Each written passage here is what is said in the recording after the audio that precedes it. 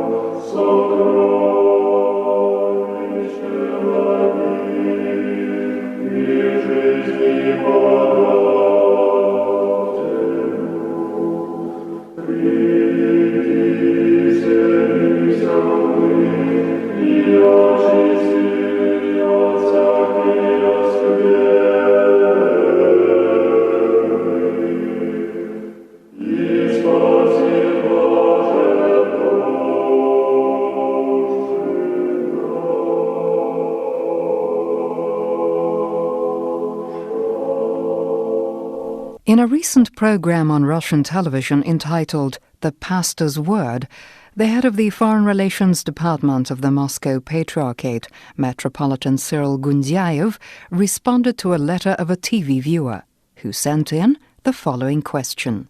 Presently, we hear it increasingly often said that scientific industrial progress is destroying life on Earth and threatening the very existence of man on Earth. Is there any way of deliberately slowing down this progress? And in connection with this, what is the best way to bring up the younger generation? We believe that the reply to this question shall be of interest not only to Orthodox Christians, but to all Christians and representatives of other confessions in all countries of the world.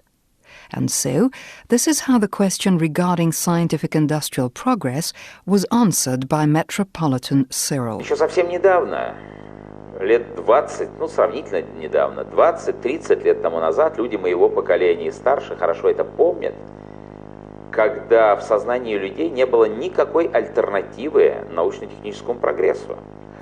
Comparatively recently, some 20-30 years ago, in people's consciousness there was no alternative to scientific industrial progress, and in people's minds it was uniformly associated with a tremendous boon, bringing with it immense advantages and benefits. If back then someone had asked the question we're publicly responding to today, such a person would have been considered as far from normal. However, asked today, this question seems perfectly reasonable. At least the general concern is something most people can relate to. Even what is happening to our climate now is a major issue for concern. Scientists say that there was never such a hot August in the central regions of Russia. I do not know what was or was not 100 years ago, but I know for sure that in my lifetime there was nothing of this kind, just as there was nothing of the kind we see happening to our planet today. Scientists know why all this is happening. They link the natural calamities with scientific technical progress, the expansion that mankind is persistently achieving with regard to nature, basing on the results of scientific technical progress. True, there are scientists who say that scientific technical progress can bring us a solution to all these problems. However, if we scrutinize the entire complex of problems in more detail, it transpires that by far not only scientific technical factors are used today for solving problems facing mankind, but also political and pragmatic factors are prominent in this universal debate regarding the future of our planet. And so, it transpires that, on the one hand, everyone appreciates the danger that is facing mankind. Yet, on the other hand, not everyone is prepared to solve the problem at the expense of their own interests. Хорошо известно, что не все государства мира ратифицировали так называемый Киотский протокол, который связан с вредными выбросами в атмосферу. в результате чего и развивается парниковый эффект. As is known, not all states have ratified the so-called Kyoto Protocol, which concerns harmful emissions into the atmosphere, leading to the greenhouse effect. And, as a direct consequence, this leads to a rise in temperatures and change the climate on the planet. The most powerful country on the planet, the USA, refuses to sign this document, and thus reducing its own harmful emissions. Today it's America, tomorrow it might be some other country. Today it is in the sphere of emissions, while tomorrow it might be manifested in some other sphere. Why cannot mankind work out a commonly acceptable for all strategy of overcoming these problems? Because there is such a concept as human egoism. We are never prone to restricting ourselves in something for the benefit of our neighbor, and thus, on a planetary scale, one country does not want to limit itself in anything for the benefit of another. Today, all rapidly developing countries, our country included, vociferously attest to slogans calling for raising the gross domestic product, the overall welfare of the population, modernization of the country, securing a totally new level of scientific industrial development, mastering of natural resources and mineral wealth. All this is done to improve people's lives. No small role in this is played by comparing Russia with other countries. Indeed, we live worse than others, while we should be living no worse than others. Of course, invariably, this motivates us still further to gear up all our effort to developing technologies, continuing our onslaught on nature still further. It's hard for us to limit our growth now, while witnessing how strong and well-developed our neighbors are, and how steadily our other neighbors are developing. I mention Russia as an example, since it is one we can all relate to, but the same thing is happening on a worldwide scale.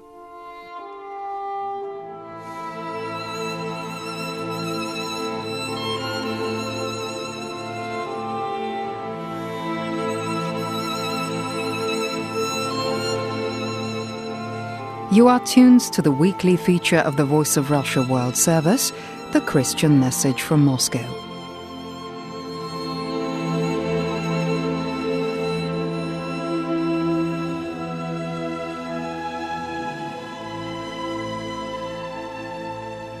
You're listening to the head of the Foreign Relations Department of the Moscow Patriarchate, Metropolitan Kirill Gundyaev. Рано или поздно человечество придет к мысли о том, что либо нужно изменить образ жизни, либо погибнуть.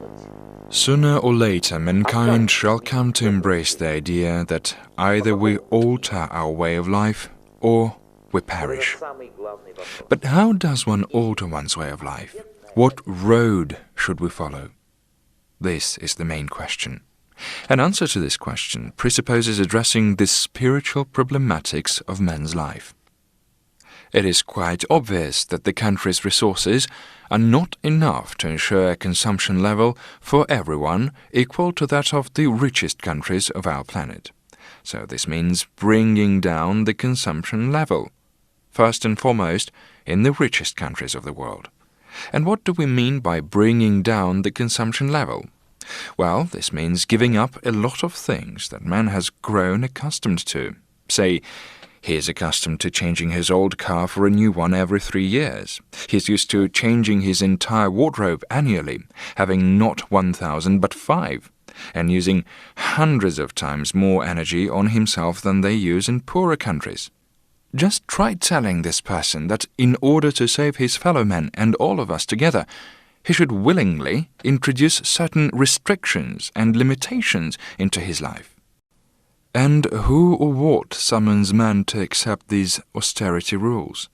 Faith. Only religious faith calls on man to introduce restrictions and self-limitations in his life. In the language of Christian faith, this is called asceticism. Asceticism isn't about self-restriction or living in a cave. It is the ability to regulate and control one's consumption level, subjugating this level to one's convictions, one's understanding and vision of the world, the heavenly presence in man's history. Can humanity save itself, basing exclusively on scientific industrial progress, which actually provoked all our troubles to begin with? The response can only be no. Humanity shall never be able to avert global catastrophes by only falling back on scientific technological progress, without altering people's consciousness, their way of life, without renouncing unconstrained consumption. And this signifies a renouncement of sin. Thus, we have approached the main theme. Человеческая цивилизация, основанная на грехе, не жизнеспособна. Волчцы произведет земля, говорит Бог, наказывая Адама и Еву за грехопадение, изгоняя их из рая. Что такое рай? Рай — это жизнь в гармонии. Human civilization based on sin is inviolable. Thorns and thistles the ground shall bring forth for you, says God, punishing Adam and Eve for their sin, banishing them from Eden. And what is Eden? Eden is a life in harmony with oneself, with nature, with God. This is the right road for development of man's civilization that the Lord summoned us to follow. Well, we rejected God as represented by our forefathers, and then not only them, and on many occasions we ourselves committed what Adam and Eve did in Eden, and altered the course of mankind's development. From the development of harmony, we transferred our attention to self-enrichment and consumption. Instead of serving the harmony of existence, we began to serve ourselves in an ever-increasing frenzy of consumption, oblivious to the need to work on our inner harmony.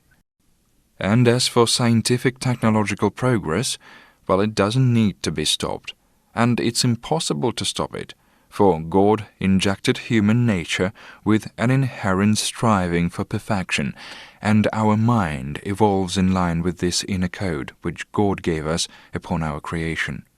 There is no other road for us. Every consequent generation of people shall be more educated, will know the surrounding environment better, shall have at its disposal superior technological means. All this is preconceived. But all this was intended to serve the overall harmony of existence. Yet man, developing his mind in line with the code instilled in him by God, frequently refuses to develop another constituent part of his nature, the moral element, while this is also where one should strive for perfection. Now, if development of the mind, if scientific industrial progress in full measure corresponded to moral and spiritual betterment of society and individual man, if the moral element pervaded the personal, family, and public life of people, if the moral element prevailed in all this, then the power of the mind combined with the power of the spirit would formulate a strong and viable civilization. К чему призывает церковь? Она и призывает, развивая силу ума, не забывать о силе духа. Потому что гений-злодей куда опаснее злодея-дурака. What does the Church call for? It calls for developing the force of mind, but without forgetting the force of spirit, because an evil genius is much more dangerous than an evil fool. If mankind develops exclusively its intellectual force while destroying its moral, spiritual state, and today we can definitely state that we are witnessing a deterioration of the moral element in personal and public life, that is when we shall drive our civilization into a dead end. And that's where our history ends. All that we're speaking about today is connected with eschatology, the doctrine of last thing, the last judgment, and related matters. Many people ask the question, how is it possible for the civilization to perish? Well, the answer is simple. Scorpions do not live if placed in one jar. Well then, if we all become scorpions, if these scorpions possess the best technology, remarkably developed science, there shall hardly remain any space for us to exist, and then we shall destroy each other. All that we speak of today has a direct bearing on every one of us and all of human society. Metropolitan Cyril responded to yet another letter connected in essence with what was mentioned in the previous one, where the author asks, should an Orthodox believer be an optimist or a pessimist, or perhaps should combine both these qualities? Верующий человек должен быть не оптимистом, не пессимистом, он должен быть духовным реалистом. Он должен знать все то, о чем мы сейчас говорим. Он должен понимать, что если дух не будет совершенствоваться... A believer should be neither pessimist nor optimist, but rather a spiritual realist. He should know all these things we're talking about today. He should understand that if the spirit isn't perfected and improved, only a pessimistic scenario of development awaits mankind. However, if the spiritual life of people is developed, we shall even out differently directed forces. Not pessimism or optimism, but a calm, wise and full of faith outlook on life and man. This is what should distinguish a true Orthodox Christian. May God help us cultivate in ourselves precisely such an ability to perceive the reality surrounding us. You are listening to the reflections of Metropolitan Kirill Gundyaev, head of the Foreign Relations Department of Moscow Patriarchate, on issues of scientific and technological progress and the destinies of mankind.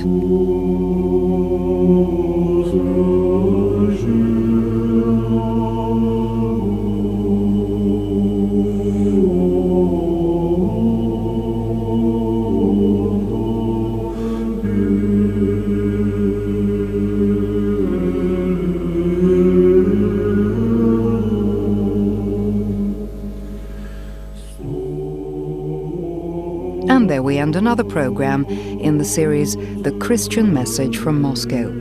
It was directed by Vladimir Dyomin, editor of text and music Tatiana Shvetsova, sound engineers Yelena Goshenikova and Nadezhda Smirnova, and your hosts Svetlana Yakimenko and Pavel Novichkov. All the very best to you, and may God save you from all evil, visible and invisible.